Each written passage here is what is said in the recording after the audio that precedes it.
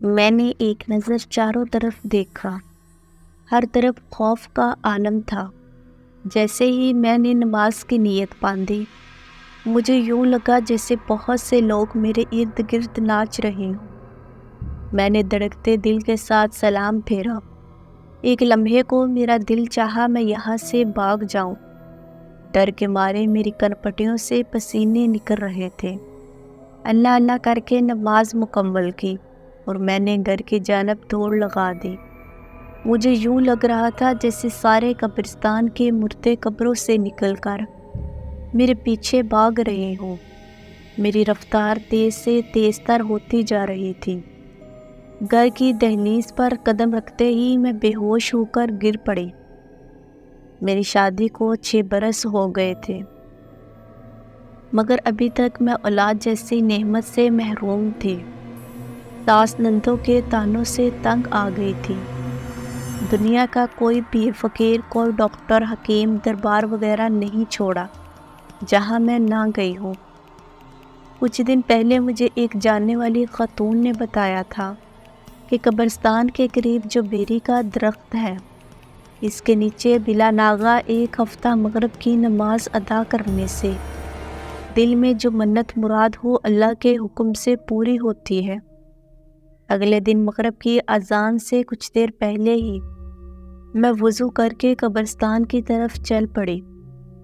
جاتے ہوئے جتنی مسرت محسوس ہو رہی تھی، واپسی پہ اتنا ہی خوف تھا، پر صبح کا سورج نکلتے ہی سب ڈر خوف ختم ہو گیا۔ عمل کرنے کے بعد جب میں قبرستان سے واپس کر آتی تھی تو میری حالت بہت غیر معمولی ہو جاتی تھی۔ میں تقریباً 1 گھنٹے تک غشی اور بے ہوشی کی حالت میں رہتی تھی۔ اس کے بعد میں اپنے سارے بدن میں بہت تکلیف محسوس کرتی تھی۔ خیر اللہ اللہ کر کے یہ عمل ختم ہوا۔ میں نے سکھ کی سانس لی۔ رمضان المبارک بھی شروع ہو گیا۔ غالباً 9واں یا 10واں روزہ تھا۔ جب افطاری کے بعد میں چائے بنانے کے لیے اٹھی تو چکرا کر گر پڑی۔ دانش فوراً مجھے ہسپتال لے گئے۔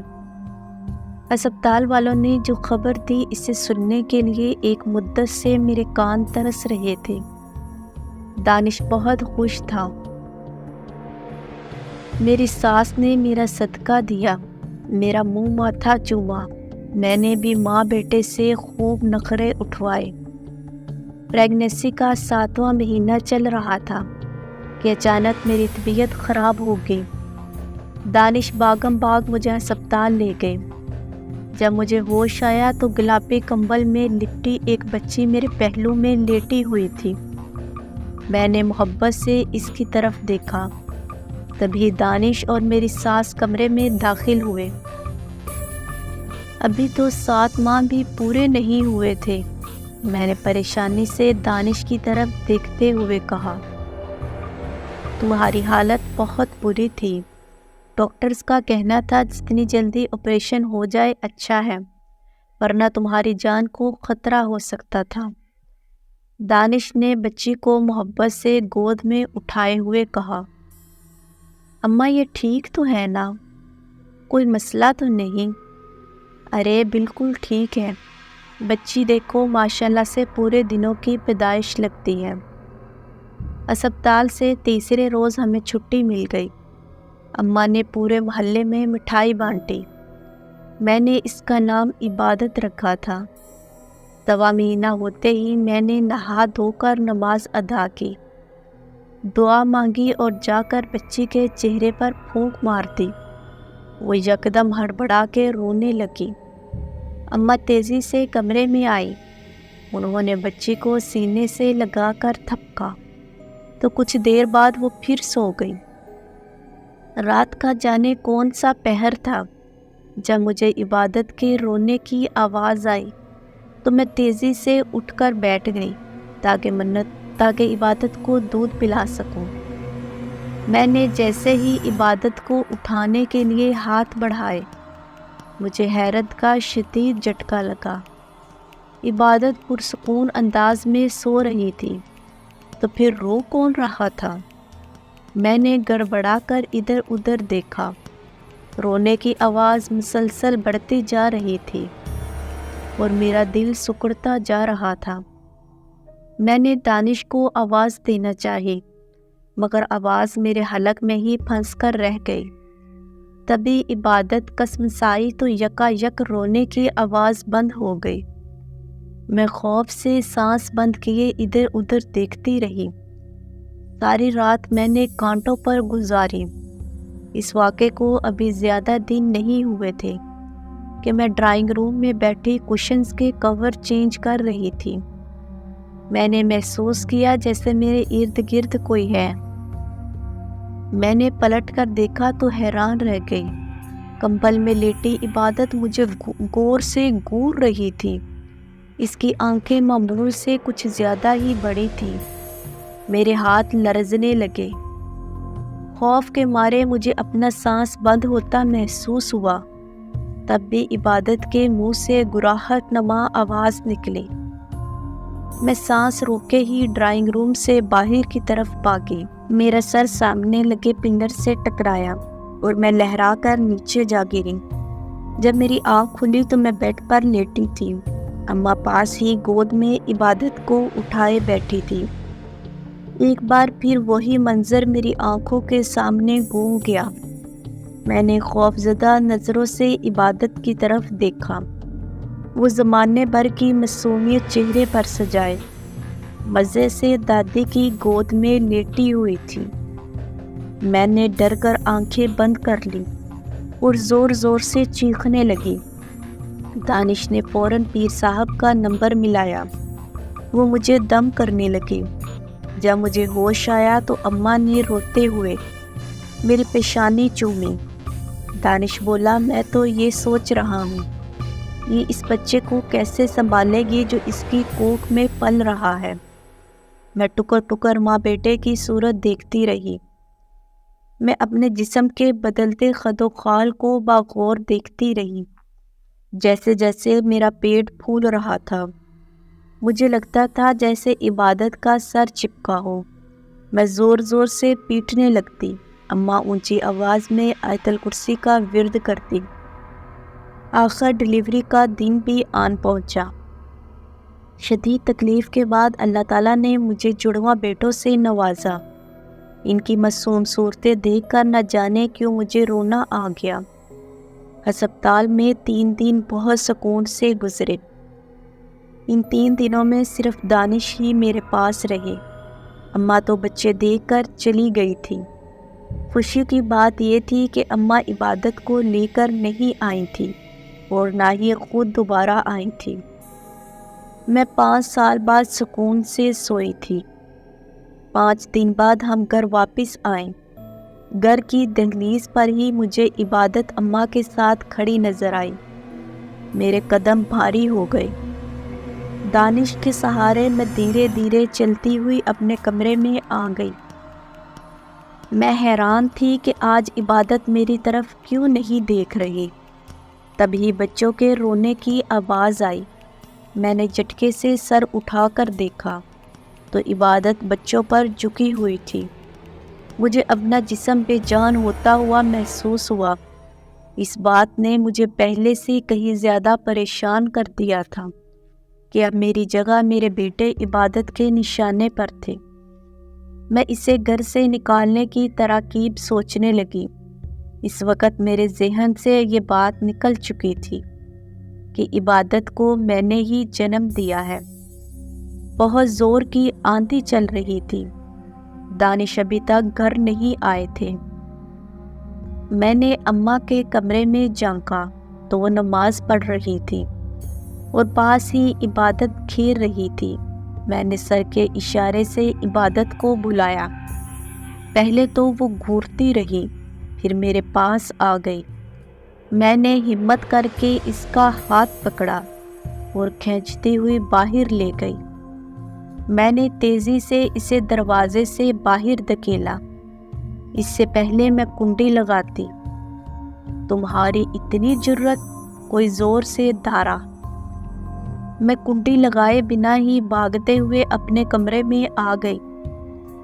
دانش میری طرف بڑھا اور میری چٹیاں کھینچتے ہوئے بولا، آج میں نکالتا ہوں تمہارے جن مجھ میں نہیں عبادت میں ہے، میں نے ہمت کر کے کہہ دیا۔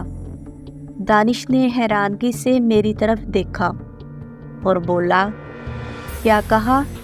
پھر سے کہنا۔ جن مجھ میں نہیں عبادت میں ہے۔ عبادت بارش میں بھیگی اماں کے پیچھے چھپی سسک رہی تھی۔ کیوں کر رہی ہو ایسا؟ میں سمجھ سکتا ہوں، مجھے احساس ہے کہ تم جان بوجھ کر یہ سب نہیں کرتی، مگر خدا را اسے کچھ مت کہو۔ وہ تو ویسی ہی ہماری بیٹی ہے جیسے سارم اور احمد ہمارے بیٹے ہیں۔ وہ ہماری بیٹی نہیں، میں نے ہمت کر کے کہہ دیا۔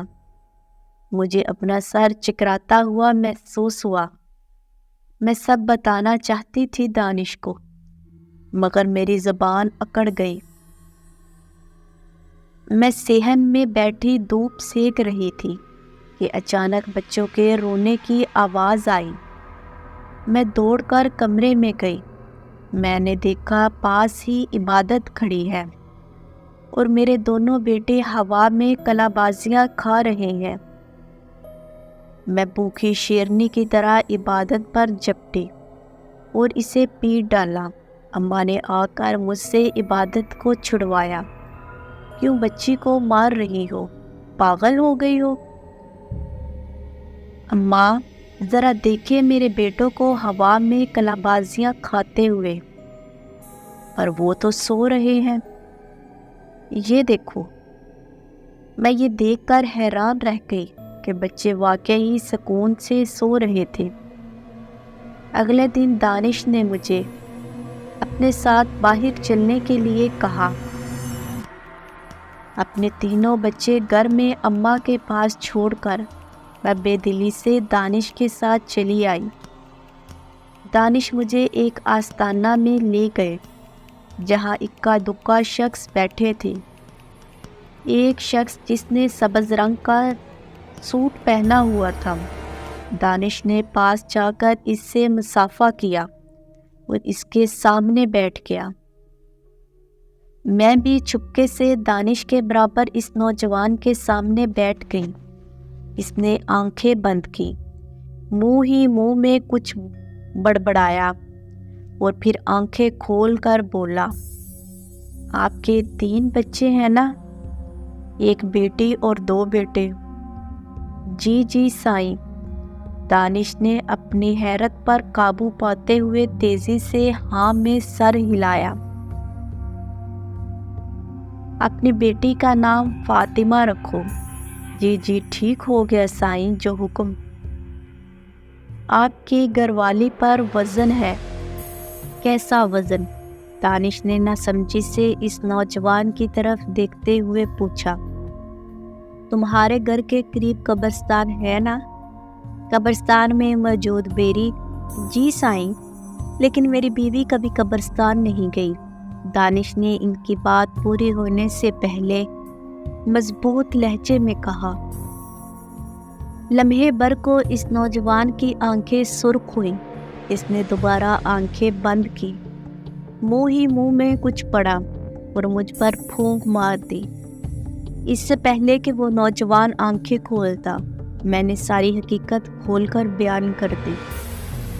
دانش حیرانی سے میری طرف دیکھتا رہ گیا۔ میں خود سمجھ نہیں پا رہی تھی کہ میں نے کیسے سب کچھ بتا دیا۔ دیکھو بی بی، ہر جمعرات کو بعد نماز مغرب کچھ میٹھا پکا کر اس بیری کے درخت کے نیچے جا کر رکھ دینا۔ یہ عمل تب تک کرنا ہے جب تک تمہاری بیٹی بالغ نہیں ہو جاتی، اور اس کے علاوہ صدقہ خیرات کیا کرو۔ جی سائیں۔ دانش نے کچھ پیسے نوجوان کے پاس رکھے اور ہم واپسی کے لیے روانہ ہو گئے۔ رات کے پچھلے پہر میں نے وضو کر کے نوافل پڑھے اور پھوٹ پھوٹ کر رو دی، یا اللہ تو میرے حال پہ رحم فرما، مجھے اس مشکل سے نکال دے۔ اگر اولاد جیسی نعمت دی ہے تو مجھے ان کی دیکھ بھال کرنے کی بھی توفیق دے۔ گر گرا کر اللہ کے حضور دعا مانگ کر میں ہلکی پھلکی ہو گئی۔ اگلے دن میں نے دیگچا بھر کر سفید چاولوں کی میٹھی کھیر بنائی اور بعد نماز مغرب بیری کے اس درخت کے نیچے جا کر رکھ دی۔ شکرانے کے نوافل پڑھے اور واپس آ گئی۔ عبادت کا نام بدل کر فاطمہ رکھ دیا۔ میں فاطمہ کی منت ہر سال اتارتی ہوں، کچھ میٹھا پکا کر رکھتی ہوں۔ بہت سا وقت گزر گیا ہے، الحمدللہ آج میرے 6 بچے ہیں، مگر فاطمہ جتنا حسین اور ذہین کوئی نہیں۔ سب اس کی غیر معمولی ذہانت سے متاثر ہیں۔ یہ بات میرے سوا کوئی نہیں جانتا کہ میری بیٹی فاطمہ اصل میں بیری کے درخت پر رہائش پذیر جن کی بیٹی ہے۔